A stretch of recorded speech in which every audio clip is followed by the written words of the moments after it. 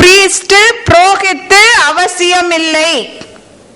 அப்ப எப்படி திருமணம் செய்யலாம் என்றால், the couple, if they in a gathering declare that they are husband and wife and they are marrying, that is sufficient.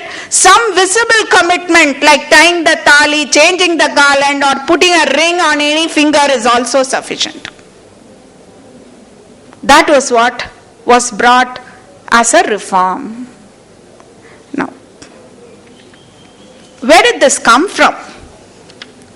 இதற்கு முன்னால் பேசினவர் சொன்னாரு, நீதிமன்றம் மட்டுமல்ல சட்டங்களும் சில இலக்கியங்கள் பொருட்டு அதை வைத்து இயற்றப்பட்டன.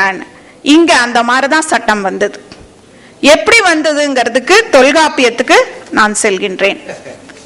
அங்க கரணம் என்கின்ற வார்த்தைய பல பேரு இன்டர்பிரேட் பண்ணும்போது அத மத சடங்கு என்றுதான் கூறுகிறார்கள்.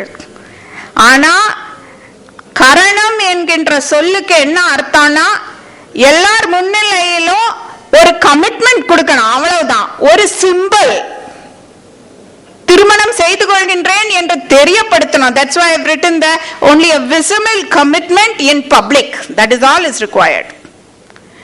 Then ஐயர்ங்கிற சொல் அங்க வந்திருக்கு. அதனால ஐயர்னா புரோகிதர், மத சார்புள்ளவர் என்று சொல்லப்படுகிறது பல கமெண்டேட்டர்ஸ்னால.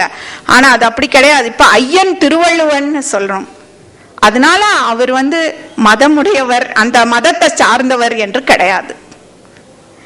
இளம்பூரனார் என்ன சொல்கின்றார் என்றால், ஐயர் என்கின்ற சொல்லுக்கு முனைவர் என்ற அர்த்தத்தை கொடுத்துள்ளார். That is why PhD degree holders நம்ம டாக்டர்ஸ் சொல்றதை விட முனைவர்ங்கிற சொல்லையும் சொல்றோம். It means they have researched and they have knowledge. That is what it means. So that is what I have stated. It means a respectable and a wise person. It does not mean any caste name or a person associated with the caste. No.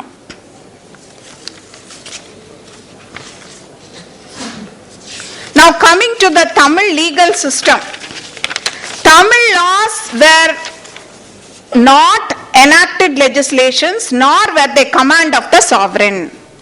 பாராளுமன்றத்தால் நிறைவேற்றப்பட்ட சட்டங்கள் கிடையாது, அரசனால் இயற்றப்பட்ட சட்டமும் கிடையாது. ஏன்னா தலைமுறை தலைமுறையா நான் ஏற்கனவே சொல்லியது போல் அறிவு சார்ந்து அறம் சார்ந்து அந்த சட்டங்கள் வந்திருக்கின்றன. அதனாலதான் நம்ம நீதிமன்றத்தையே அறங்கூறும் அவயம் என்று கூறியுள்ளோம். So where high principles arrived from wisdom of mass minds spanning several periods and handed down generations, passing the test of being just, fair and reasonable, and they included all facets and ranges of life. அப்ப எப்படி இதை சட்டம் சொல்ல முடியும்? இயற்றப்பட்ட சட்டமும் இல்ல, அரசனுடைய சட்டமும் இல்லைன்னா நம்ம Indian constitution I am taking as an example.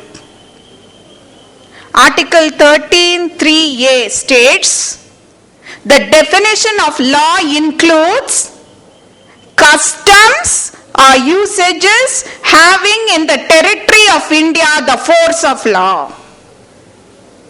அதன்படி பார்க்கையில் இந்த தமிழர் தலைமுறையாக பின்பற்றிய இந்த சட்ட மரபுகள் சட்டங்களாகவே கருதலாம் என்பது என்னுடைய கட்டாயமா நான் சொல்ற முடிவு. Now coming to the next slide, it's rule of law. அரசன் வைத்தவன் சட்டம் அல்ல, பாராளுமன்றம் நிறைவேற்றிய சட்டம் அல்ல, இருந்தாலும் தமிழர் சட்டங்கள் அந்த சட்டம் ஆளும். எப்படின்னு சொன்னா அரசனும் அந்த சட்டத்திற்கு கட்டுப்பட்டான். So ruler and ruled were governed by the same law. எல்லாருக்கும் அதே சட்டம். இப்ப சாஸ்திரிக் லா பாத்தீங்கன்னு சொன்னா ஒரு ஜாதியில் இருந்தால் அவருக்கு சட்டம் வேறு பழங்காலத்தில், இன்னொரு ஜாதியில் இருந்தால் அவருக்கு சட்டம் வேறு, எல்லோருக்கும் ஒரே சட்டம் கிடையாது. இதனாலதான் அம்பேத்கரே ஹூ ஆர் த சூத்ராஸ் சொல்லி எழுத வேண்டிய நிலையில் நம் நாட்டில் இருந்தது. ஆனா அடுத்தது, இந்த ரூல் ஆஃப் லா இருக்கும்போது judgments were given based on law and not as per whims and fancies or discretion of anyone. சட்டம் என்னவோ அதன்படிதான் நடக்க முடியுமே தவிர நம்ம இஷ்டத்துக்கு ஜட்ஜ்மெண்ட் கொடுக்க முடியாது. தமிழர் அப்படி செய்யல. இதுக்கு பாத்தீங்கன்னா எதெல்லாம் பின்ன தமிழர் செய்தார்கள் பல திருக்குறள்கள் இருக்கின்றன. அதற்கு நான் இங்கே ஒரு திருக்குறளை உதாரணமாக கொடுத்திருக்கின்றேன். எல்லா இடத்துலயும் ஒவ்வொன்றுதான் கொடுத்திருக்கேன், பலது இருந்தும். இதுக்கு இன்னொரு உதாரணமா நான் எடுத்துக்கிறது சிலப்பதிகாரம். இந்த சிலப்பதிகாரத்துல அரசன் தன் தவறை உணர்ந்தான். Because if you do not follow the rule of law, it is miscarriage of justice, whether it's substantive law or procedural law. Now, so the king realized that he did not follow the rule of law. ஏன் rule of law அவர் அங்க follow பண்ணாம போயிட்டாருங்கிறதுக்கு நீங்க படிச்சிருப்பீங்க. அவர் தக்க மனநிலையில இல்ல. ஏன்னா அரசி உள்ளே சென்று விட்டார். இவர் நாட்டியம் ஆடுறத பார்த்துட்டு இருந்தார் அரசரு. அப்ப அரசிக்கு அது பிடிக்கல, அதனால உள்ளே சென்று விட்டார். அதனால இவர் ஏன் அரசி இப்படி சென்று விட்டார் என்று செல்கின்றார். ஆகவே அவர் மனதுல கிளியர்னஸா இருக்கல, டிஸ்டர்ப்ட் எமோஷன்ஸ் இருந்தது. அதனால அவர் ரொம்ப நேரம் நினைந்து பார்க்கல. இருந்தாலும் இப்ப திருவள்ளுவர் சொல்லும் போது இன்னொருத்தர் கலந்து ஆலோசிக்கல, ஆராயல. ஏன் எது இருந்தாலும் ஆராய்ந்து உண்மையை கண்டுபிடித்த பிறகுதான் நீ ஆக்ட் பண்ணோம். ஆகவே ரூல் ஆஃப் லாவை அவர் கடைபிடிக்கல. இத உணர்ந்தார், அதனால் இறந்தார். இப்ப நேற்று பேசின ஒரு வெளிநாட்டவர் சொன்னார், he committed suicide. He didn't commit suicide. தன்னென்று தன்னை சுடும். இப்ப மகாத்மா காந்தி இறந்தப்ப பலர் ஷாக்ல இறந்துட்டாங்கல்ல, அந்த மாதிரி இவர் இறந்தாரே தவிர இவர் தற்கொலை செய்து கொண்டார் என்று எங்குமே எழுதி வைக்கல. and that's a wrong interpretation. Now coming to the next analysis relating to gender discrimination. There was no gender discrimination in Tamil laws. இது இந்திய சட்டத்தில் இருந்தது.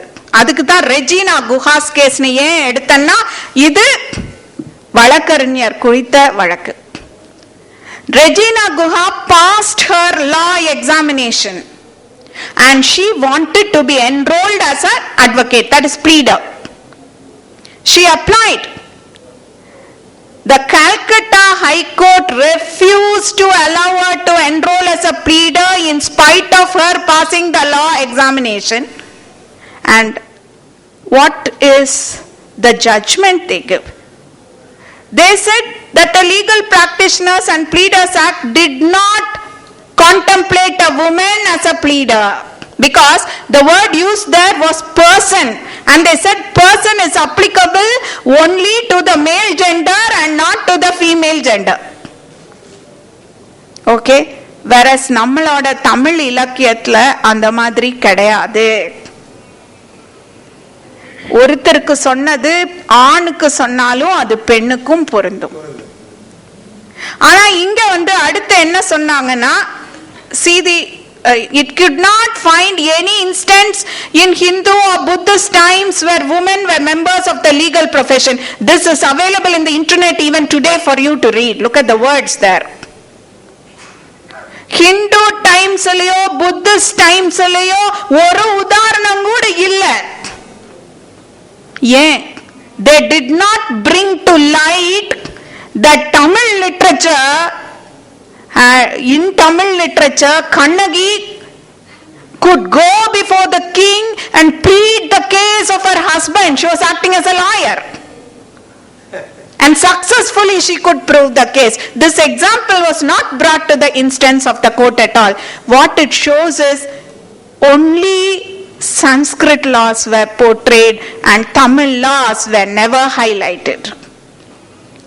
Now in this regard, I would like to say, even in Shakespeare's Merchant of